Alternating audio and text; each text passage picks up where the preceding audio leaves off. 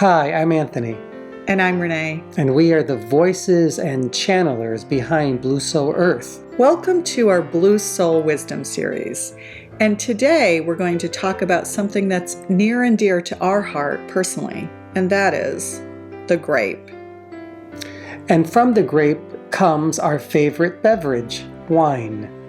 Wine for us is much more than just a drink. It's really a sacredness of what goes into the grape, the harvest, the planting, and everything in between.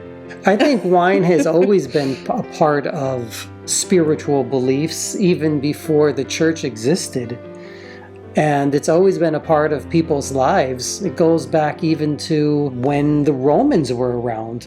Let's speak a little bit about wine and the importance of it in spirituality. So we're going to bring forth our guides, the Ascended Masters, and also from within those Ascended Masters, Yeshua is one of our guides, as is Magdalene, and we're going to hear what they say about the sacredness of wine. Okay, let's call forth our guides and see what else comes through. So Anthony's connecting to his breath now, slowing everything down. Always an honor and privilege to be in your presence, Gaia. Thank you for receiving us. We understand why we are here. You wish to speak about wine, the grape. The grape. One of our favorite things to eat, and from it, the wine, which is one of our favorite things to drink. One of our favorite beverages as well. We won't lie to you. But what does wine have to do with us as spiritual beings? Well, absolutely nothing, really. But we will tell you this. We can certainly taste it through Anthony. We can smell it through you. Even when you taste it, we can taste it as well. You just don't realize that. So why are we so interested in wine? We are and we are not. You see, for you and Anthony, there is a sacredness to wine. There is a connection. And it is through that vineyard, that vine, that you are connected both to Magdalene and Yeshua and the Ascended Masters. There you're seeing that connection. And when Anthony was introduced to wine, you introduced him, something happened. There was a light, a spark. And so now you understand where that connection is for you and Anthony. Maybe for others out there, they will see that sacredness in wine again each time they decide to drink a little bit of it, especially during a meal, which was very important during Yeshua's time as well. Yeah, I mean, the water was not very healthy to drink back then. So I think, things like the ale or the version of ale that they had 2,000 years ago and wine in the jugs, right? That was a way to also probably calm the spirit back then. Life wasn't so easy. No, life was not easy at all. So calming the spirit with a little bit of spirits, as you call them, wine, always allowed people to become a little bit more at ease. Yes. Now, what can we say about wine? Well, we can say this. There's more to it that meets the eye, as you know. Especially in viticulture or the wine culture, what it takes for a grape, a group of grapes, to go into a bottle is much more than what you think. And that's the importance of wine when it comes to the process of making it. Now, back then, during Yeshua's time, it was much more difficult. Or we should say that the science of creating wine from grapes isn't what it is today. So the viticultural aspect, has progressed quite far today. Yes. But what's most important is that wine was always a part of a secular life and a spiritual life. They were hand in hand.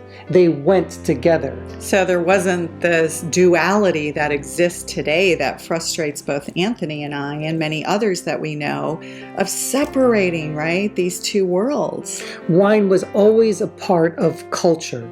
There was no separation that in order to drink wine, you had to be part of the church or the synagogue or whatever religious affiliation you have, they were always together.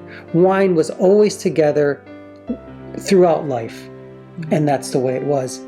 However, you have separated things as you have evolved. Why have you done that? Well, you want to separate church from state, you say. Therefore, you're separating wine from both. It's not necessary to do that. You always try to separate things because you believe that that's the way to go. Well, it's a dual world, especially Yes. with the dogma of so many religious institutions. So you see, again, it was separated again Yes. through different Christian religions as being sinful. However, Catholics, now they use it to mean something different, that this is the blood of Yeshua. Now, Yeshua never said that this is really my blood. He said, let it represent the blood of who I am, but of who you are as well.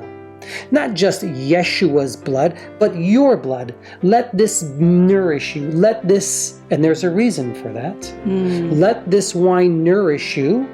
Let it be another connection to Source, as another possible way of getting there as well. Many times you as human beings will take other substances as a way to have these experiences. Wine is just one of them.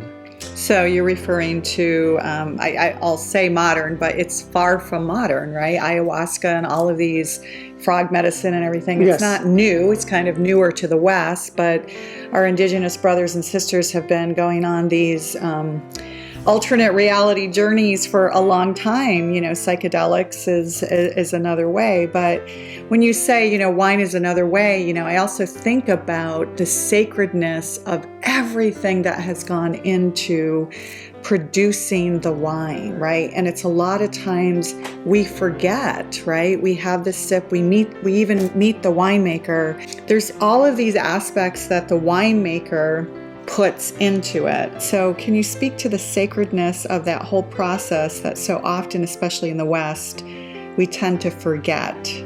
Well, you just did. But you know, there are winemakers whom you have met, you and Anthony, that recall this sacredness, this history behind wine. They feel this connection. It's not just about making money, but it's so much more, and they know that. They don't get into wine making because they desire to make a lot of money. Making wine doesn't make you a great deal of money, but what it does do, it's a passion. Passion, remember that word, passion. Passion is as you call it in your language, refers to a suffering. A suffering, this desire, this wantingness to create something amazing. It's a creative process. Just as art and music is. Yes, exactly. And when you taste a good glass of wine, your palate, which has millions of nerve endings in it, starts to go crazy. Everything starts to light up. But what is lighting up? There are memories coming through that wine that you have created or that you're drinking that takes you to other places, literally, if you allow it to. So because of our connection to the land, there's kind of a memory of being part of the soil and that interconnectedness to earth and all that is. And we'll take it even a step further, not only the connection to the land and the soil, but a connection in the Akash. There are strings and threads that are being lit up literally when you're tasting that wine. And that's what happened to Anthony through you. You were able to take him into the Akash. You connected him to the earth. It went into the Akash and things started to happen. He started to have memories of what was going on. And it's still occurring even now. When every time you drink a little bit of wine, he knows specifically that a simple little sip of wine allows us to come through a little bit easier. But that's not because he's getting, as you say, inebriated, but because of this specific connection to Yeshua, to Magdalene, to the ascended masters. It's there. And probably also to his former incarnations as an Italian, right? And as a Roman. That is true also. You see, it's all connected. Now, why did Yeshua say or turn water into wine? First of all, did he really turn water into wine? Well, it's written that he did. But we will say, and we will say this to you, in this timeline, truth be told, this individual, Yeshua, was able to take wine or water and turn it into wine. It may have not been the best wine, but it was wine nevertheless. So this was an alchemical process. Yes, alchemy, that's what you call it, alchemy. How did he do this? Well, he believed he could. That's how strong his belief system, how strong he knew who he was in this lifetime. He could do it like that. We dare say that there are many of you on this earth plane that believe this, have faith in this to this day. There are a few. There are a few, but not many of you. So yes, he was able to do this. And you've seen some examples of this, of individuals who've come over here and done specific things. Alchemy stuff comes from their fingers, right? So Yeshua did this also as a representation that not only he could do this, but you, all of you could do this. That not just he himself, but he is a representative of all of humanity. And that all of humanity has the ability to take water and change it to wine if you choose. Did this wine represent the body or the blood of him? Yes, because it represents the blood of who you are as human species as well. Well, that was a big part of his message, that we're all interconnected, right? And that we're the same, and that by doing this, right, representing him as Yeshua on the earth plane 2,000 years ago, it's representative of all of humanity. That is correct. And of course, the bread represents who you are, this physical being. The bread is the physical part of you, who you are. The blood itself, or the wine, is not only the blood, but it's also the spirit, the connectiveness, the consciousness of who you are. You see, he wanted to show humanity this, that he was no different than you, and that you have the same abilities if you choose to. That's why wine is so important. And again, might we say, this is why bread itself is a sustaining part of all cultures in different aspects. Bread and wine always seem to go together, don't they? With a little bit of cheese too, if you're not lactose intolerant. That is correct. There is a sacredness, a holiness of wine as a beverage going together with the meal itself. And they don't separate it and say that you cannot drink this wine because you are not a certain age. Remember, that is a relatively new idea in your cultures about age and wine. But children have always been given wine, certain amounts of wine, even when they were younger, as a way to accustom themselves to the taste of wine, the importance of wine as well.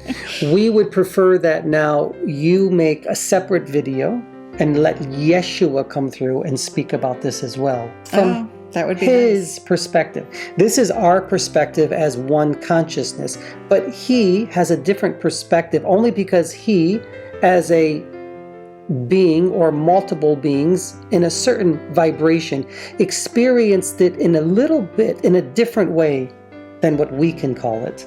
As did Magdalene's. As did Magdalene as well, yes. She experienced it in a different way.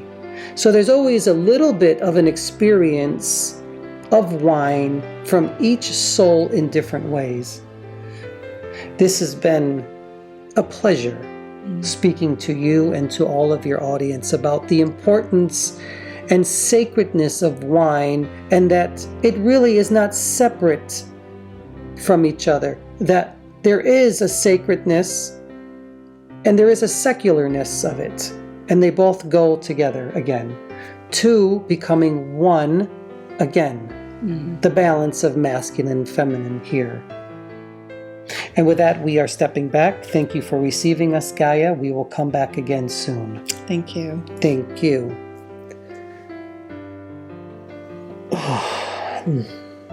Off our guides go. Taking a step back so Anthony can be here in the here and now. Yes. They too are very passionate about wine. I can understand why. Thank you for coming and being a part of this. We look forward to working and seeing you again. Cheers.